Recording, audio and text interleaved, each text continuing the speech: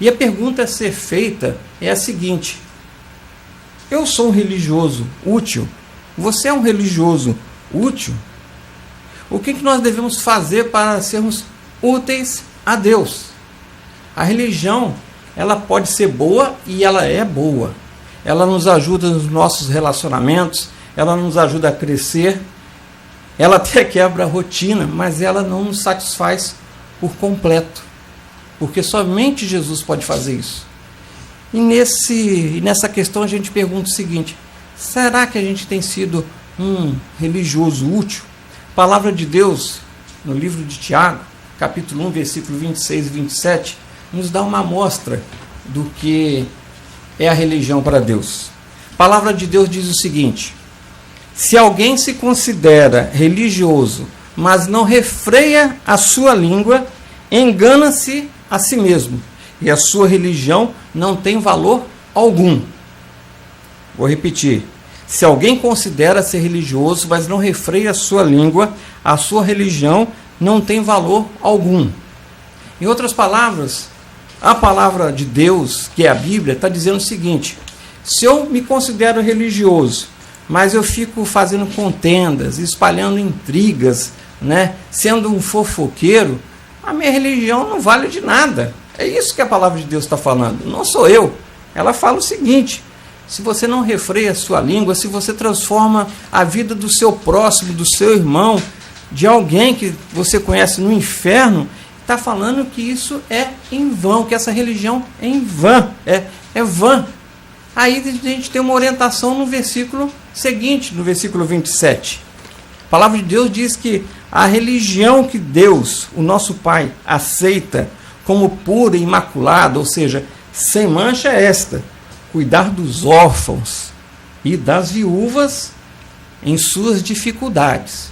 A religião que é aceita por Deus é essa: cuidar dos órfãos, das viúvas em suas necessidades, e não se deixar corromper pelo mundo. E não se deixar corromper pelo mundo. Ou seja, nós não podemos nos deixar corromper pelos valores de um mundo secular, de um mundo que vive alheio, de um mundo que quer andar distante de Deus. Eu não posso me deixar corromper, por mais atrativo que seja, por este mundo que faz oposição ao reino de Deus. Porque quando nós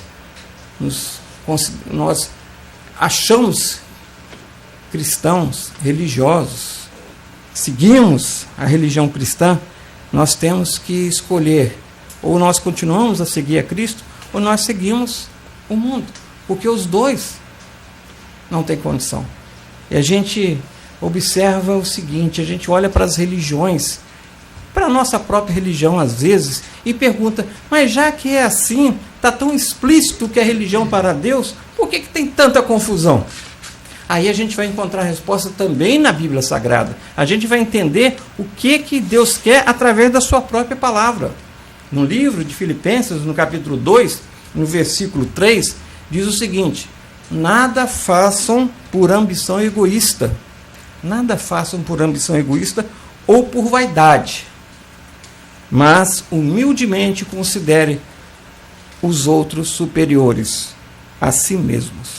Nada façam por ambição egoísta ou por vaidade, mas humildemente considere os outros superiores a si mesmo. Meus amados,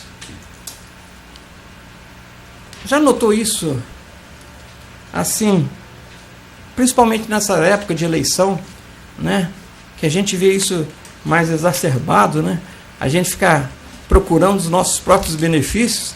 É isso aqui, ambição egoísta, ou às vezes a gente quer alguma coisa, quer algum cargo, quer alguma função por pura vaidade.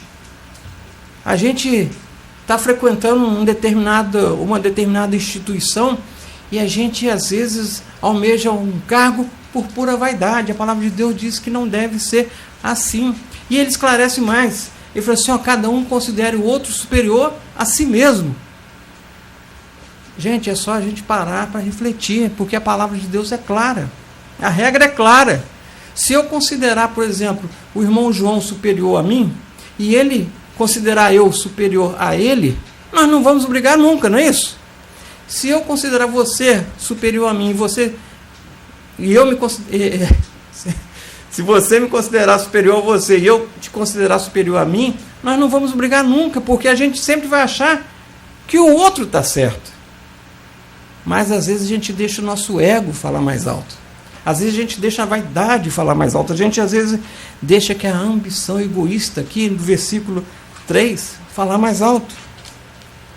E o livro de Filipenses, no capítulo 2, versículo 4, continua dizendo o seguinte: cada um cuide não somente dos seus interesses, mas cuide também dos interesses dos outros. Nós temos que pensar mais no coletivo.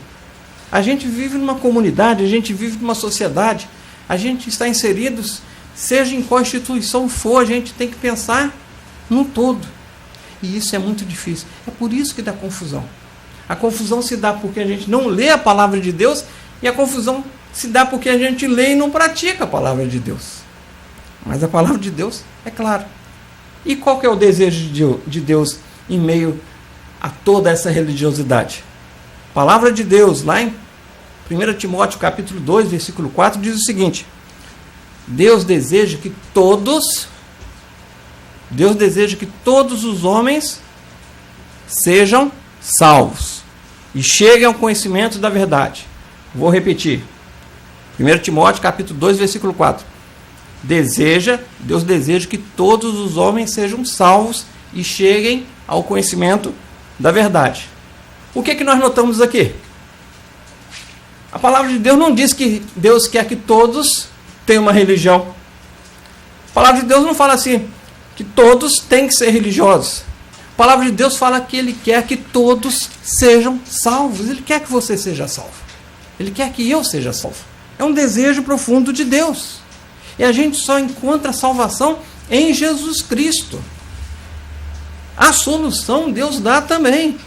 1 Timóteo, capítulo 2, versículo 5, ou seja, um versículo depois desse, nós lemos o 4, a palavra de Deus diz o seguinte: porquanto há um só Deus e um só mediador entre Deus e os homens, Cristo Jesus, homem.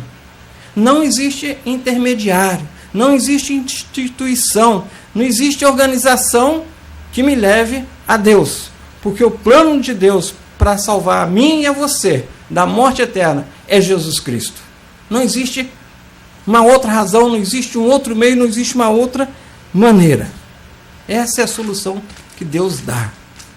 Religião pode ser bom, mas Deus é um Deus que quer as coisas completas. E a salvação é uma coisa completa, somente através do Senhor Jesus Cristo. E a gente observa a orientação que Deus dá. Já que a religião é boa, mas não me basta, e que Deus nos deu o caminho, que é o Senhor Jesus, Deus deu a solução para a minha salvação da minha alma, que é o Senhor Jesus, como é que eu tenho que fazer para alcançar isso? Nada, porque Deus já fez tudo em Jesus Cristo. Mas Ele nos orienta, Ele nos recomenda o seguinte, lá em Mateus capítulo 7, versículo 13. Entrem pela porta estreita. Entrem pela porta estreita. Pois larga é a porta e amplo o caminho que leva à perdição. E são muitos os que entram por ela. Gente, você já ouviu falar isso aqui hoje? Deus quer que todos sejam salvos, através do seu Filho Jesus Cristo. E Ele fala que Jesus Cristo é a porta. Só que tem uma coisa, essa porta é estreita. Ele fala que o caminho que leva à perdição é um caminho largo, um caminho amplo, e diz mais que são muitas as pessoas que vão por esse caminho largo, por esse caminho amplo, e não chegam ao céu. Você já parou para pensar nisso? Que caminho largo é esse? Que caminho amplo? É você viver sem Jesus sendo o Senhor da sua vida. É você viver segundo os valores que este mundo apresenta. É você viver sendo escravo do pecado.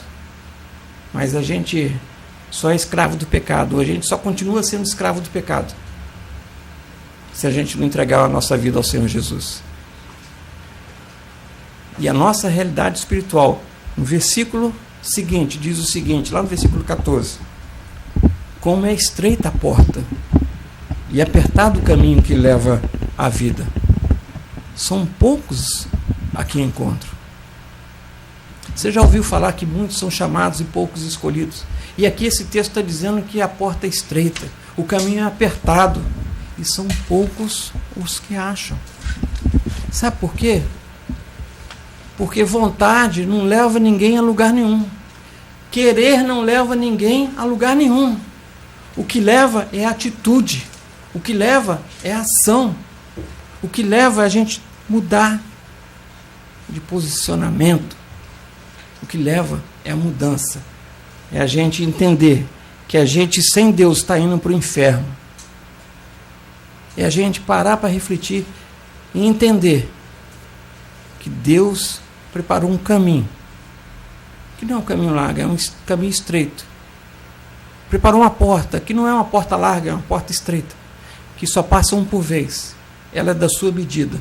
Deus está esperando você para passar por ela, através do Senhor Jesus.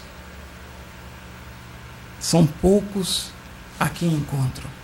Você já se encontrou com o Senhor Jesus?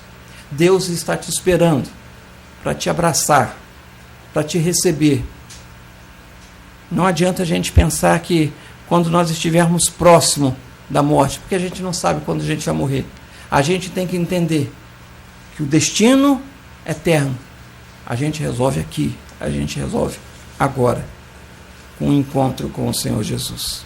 Que Deus possa estar abençoando a sua vida, que Deus possa continuar falando ao seu coração, mostrando a necessidade que você tem de mudar de atitude, caso você ainda não tiver entregue a sua vida ao Senhor Jesus e aceitá-lo, não somente como Salvador, mas como Senhor, aquele que manda na sua vida. Vamos continuar louvando ao nosso Deus. Com o cântico diz o seguinte: falar com Deus, que privilégio, abrir a alma ao Criador, sentir que os céus estão abertos e ouvir a voz do Salvador. Nosso desejo é esse, que você possa estar ouvindo a voz do Salvador.